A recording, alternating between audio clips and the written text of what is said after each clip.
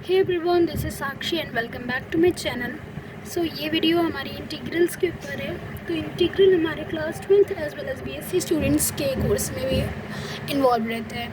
चाहे आप class 12th में हो या बीएससी, दोनों के लिए ये वीडियोस क्या बोलते हैं, यूज़फुल होगी।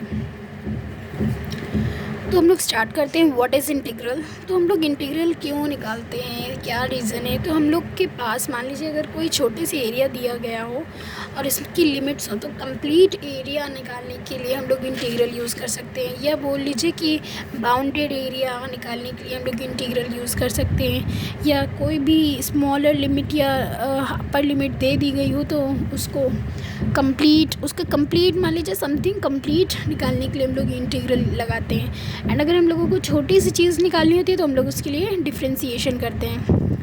क्लियर। उसमें ज़्यादा हम लोग नहीं जाते हैं, हम लोग अपना मेन टॉपिक पढ़ते हैं, इम्प्रॉपर इंटीग्रल। तो इंटीग्रल्स हमारे दो पार्ट्स में डिवाइड किए गए हैं, एक डेफिनेट इंटीग्रल, एक इनडेफिनेट इंटीग्रल। डेफिनेट इंटीग्रल्स के पास लिमिट्स होती है, इनडेफिनेट इंटीग्रल्स के पास लिमिट्स नहीं होती है।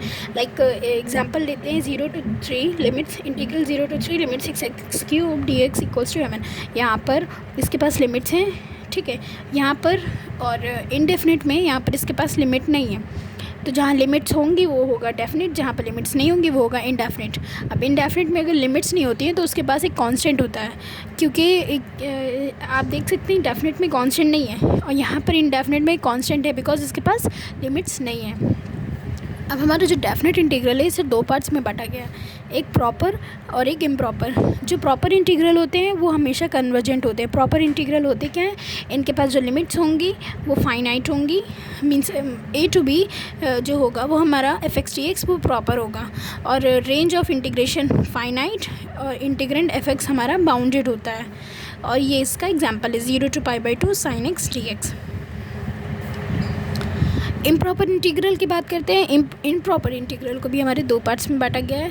फर्स्ट है हमारा फर्स्ट काइंड, सेकंड है हमारा सेकंड काइंड। अब ये फर्स्ट काइंड सेकंड काइंड क्या है, तो यहाँ पर थोड़ा सा कन्फ्यूजन हो जाता है, इसलिए हम लोगों ने इसको दो पार्ट में बांट दिया है कि एक जो रेंज जिसकी इनफाइनाइट हो, जिसकी रेंज ही इनफाइनाइट हो, जैसे यहाँ पर ए बी है तो मान लीजिए बी इनफाइनाइट हो या ए इनफाइनाइट हो या दोनों इनफाइनाइट हो, तो हम लोग उसको बोलते हैं कि ये फर्स्ट काइंड का पार्ट है, मतलब फर्स्ट काइंड इम्प्रॉपर इंटीग्रल है। और अगर रेंज इनफाइनाइट नहीं है, ए या बी कोई नंबर ही है, होल नंबर है, लाइक 0 3 0 1, तो वो हमारा आ जाता है सेकेंड काइंड में। अब यहाँ f(x) जो होता है बाउंडेड होता है एंड यहाँ पर f(x) जो होता है वो अनबाउंडेड होता है। ये इसकी एग्जाम्पल्स हैं। अच्छा, एक चीज़ और हम लोग डिस्कस कर लेते हैं कि ये बाउंडेड और अनबाउंडेड क्या है। तो अगर कोई भी लिमिट पर ये लोअर लिमिट हम लोग रखते हैं उस f(x) में और वो पूरा f(x) हमारा 0 के इक्वल हो जाता है, तो हम लोग कहते हैं f(x) is unbounded eight limit 1 भी बोल सकते हैं।